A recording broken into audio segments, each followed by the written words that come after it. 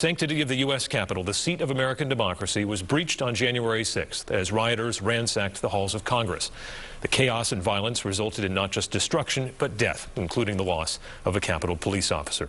Here this morning to discuss, Congresswoman Annie Kuster. And Congresswoman, we are so glad you're safe. We want to cut right to the chase. You and many others believe President Donald Trump incited this mob and should be removed from office. And there are now reports, as we tape here on Friday morning, that the House will be voting on articles of impeachment potentially in the middle of next week. How will you be voting? Well, I think the country would be much safer to have Vice President Pence take the helm for the next 2 weeks until the inauguration of Joe Biden and Kamala Harris. I think the president demonstrated both by inciting the violence and the, honestly, domestic terrorism in the United States Capitol, the very seat of our democracy, the very symbol that has held fast for over 200 years, but also that he denied the National Guard to come in and clear the Capitol, even while I was in a secure location, having been evacuated from the balcony of the House of Representatives. We were there, hundreds of members of Congress, Republicans and Democrats, I might add, together, and we were there for 6 hours. And during that time, part of the lengthy delay, I now understand, was because the President of the United States would not authorize the National Guard, and Vice President Pence had to take steps to clear the Capitol and make it safe for our democracy to continue. I'm so proud of my colleagues when we went back to the floor at 9 p.m. on Wednesday night, and we continued our constitutional duty to reaffirm the election of Joe Biden and Kamala Harris. And that's what's important, Adam. Democracy prevailed. Impeachment is a solemn and deliberative process. Certainly, if this moves forward, it would be no less solemn, but it would be very fast. Can it be done this quickly? I believe it can, and we'll learn more. We're taping Friday morning, so I don't have all the details. I'll be on a caucus call in just a few hours, and we have a plan, and we'll do what we can. I took an oath to defend the Constitution and to protect the American people, and that's what I intend to do. I'm going to protect my constituents. It was not safe when we were in the Capitol on Wednesday. We had a solemn duty to fulfill our constitutional obligation to reaffirm the election. But when these rioters stormed both the Senate floor and the House floor, we had to immediately evacuate. I think you've seen the photo of me with the gas mask. We had to duck down and take cover. We've now learned that the rioters did have semi-automatic weapons, and one man was found with 11 Molotov cocktails. So the president has incited this violence. The country is not safe. We would have been at risk of an outside attack at the time of the distraction, and our allies around the world are calling out for stability and civility and a return to the integrity of our democracy, as well as the American people. I'm hearing from thousands of constituents, Adam, who are concerned about our safety in the next 2 weeks until Mr. Biden is inaugurated. And certainly the mere action, taking this action against President Trump could incite yet again, even though it is a constitutional process. Are you worried that your safety might be in danger again if you take this step and the president reacts strongly? Well, my proposed solution and what I've called for is the 25th Amendment. I've called on the Vice President, Pence, and the cabinet, and I understand that those discussions are ongoing. I implore my Republican colleagues to convince Mr. Trump to step down. He can resign.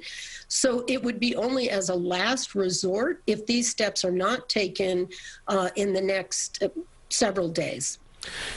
You mentioned the difficulty in obtaining forces to come and back up the Capitol Police in terms of the National Guard from Virginia and Maryland, the delays there on the federal side.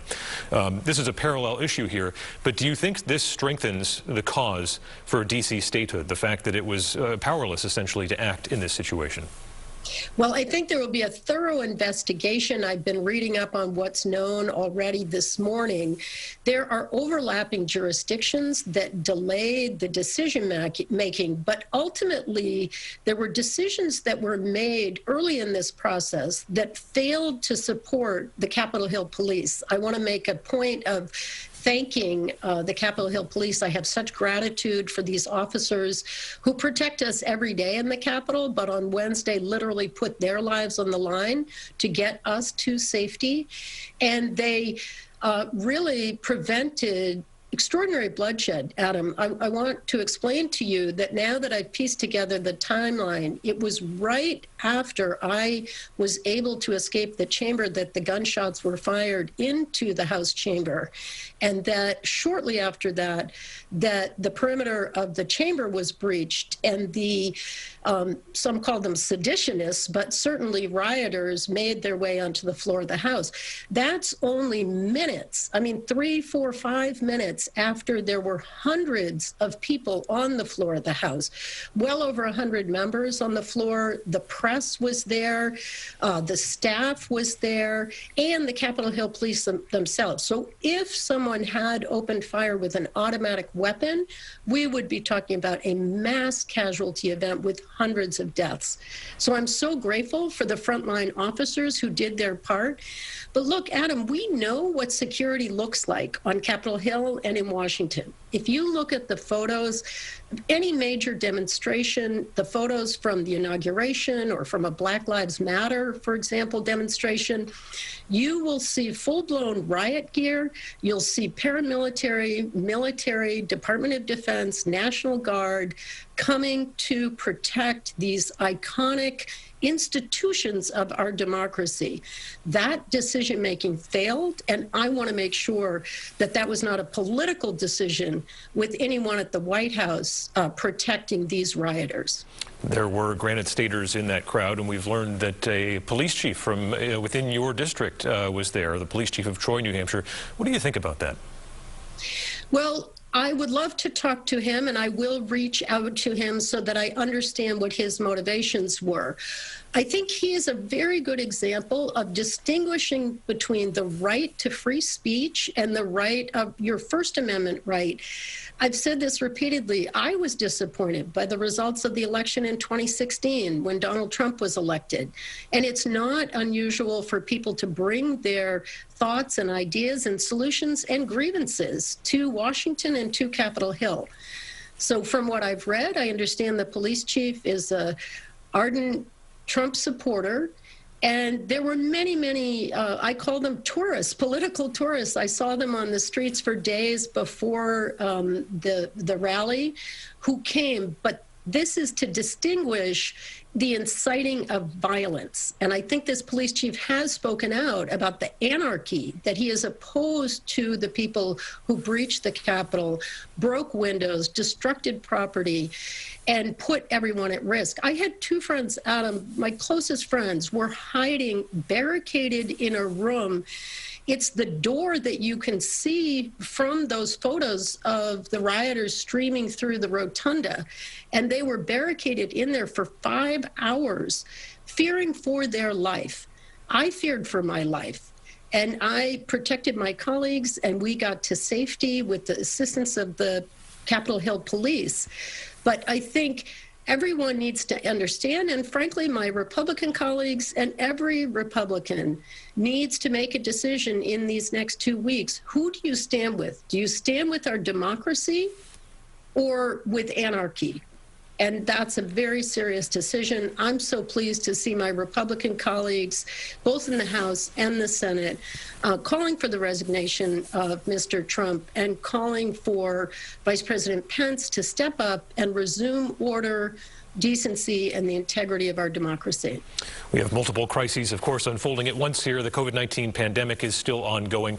I want to ask you a little bit about the vaccine. Governor Sununu has said that he doesn't think that the federal side could speed things up at all in terms of administering and delivering this vaccine. We know that President-elect Biden does want to try and do that. Where do you stand on this? Do you think this could be moving faster right now? Absolutely. I think the failure of, again, the Trump administration to protect the American people and to plan, to have a federal plan for the administration of the vaccine is unforgivable. My committee has been working on this since last February, and we have repeatedly introduced legislation and had conversations with Dr. Fauci and others that wanted a federal plan. I will continue to bring that legislation forward, and I'm looking forward to the Biden-Harris administration so that we can coordinate. And this, I will have to disagree with the governor, absolutely, to bring in the resources, to have a workforce that is available. At this point, we need to bring in the Defense Production Act for the manufacturing of hundreds of millions of doses. But more importantly, we need to get those doses into the arms of every single American. And so while I want to commend the public health officials here in New Hampshire and the work that they're doing, this should be an absolute #1 priority for our country. Every person should get this vaccination as quickly as possible. We had the highest number of deaths in one single day, 4,000, just within the last couple of days. Here in New Hampshire, 1/3 of the people that have ever been hospitalized for COVID were hospitalized in 1 month, in the month of December, and we have over 300 people in the hospital today. So we absolutely can do better, and we must. And as soon as you're offered the vaccine, please take it. I wanted to set that example to be that it's safe and effective, that you should not be fearful of this. And that's the way we're going to get out of COVID-19 and get our economy booming, get our children back to work, get our lives back. You can get more information by calling 211 or going to nh.gov/COVID-19. I'm so pleased when I meet people. I met a teacher and a physical therapist that had already gotten their vaccine. I want to make sure that everyone in New Hampshire gets the vaccine just as fast as we can. All right, Congresswoman, so much we could keep discussing, but unfortunately we've hit our time. Thank you again for your time, and again, we're so glad you're safe. Thank you so much, Adam. Be safe, be well. You as well.